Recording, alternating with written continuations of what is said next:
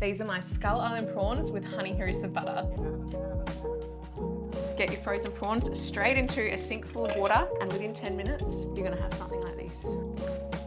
To prepare your prawns, pop them back down and using some trusty kitchen scissors, work your way down from the head all the way down to the tail along the midline, and using a sharp knife, just slice down the middle until you hear a bit of a crack.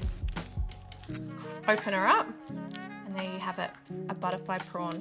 We've got a poop shoot, which we are definitely going to remove. To make the honey harissa butter, we're going to go in with some softened butter, some harissa, a little drizzle of honey, and a big pinch of flaky sea salt. Once it's fully combined, you're going to set it aside, and then we're going to start prepping our prawns.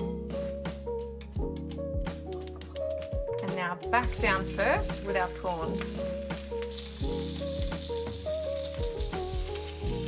Once you start to see that gorgeous blushing red colour, we're going to flip them over really quickly.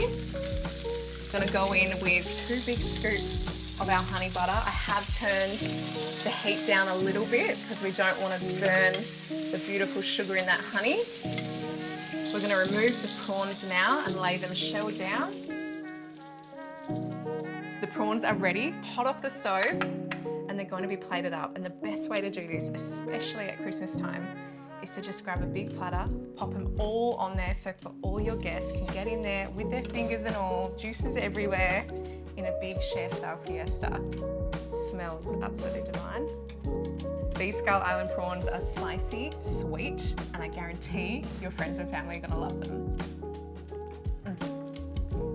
So good.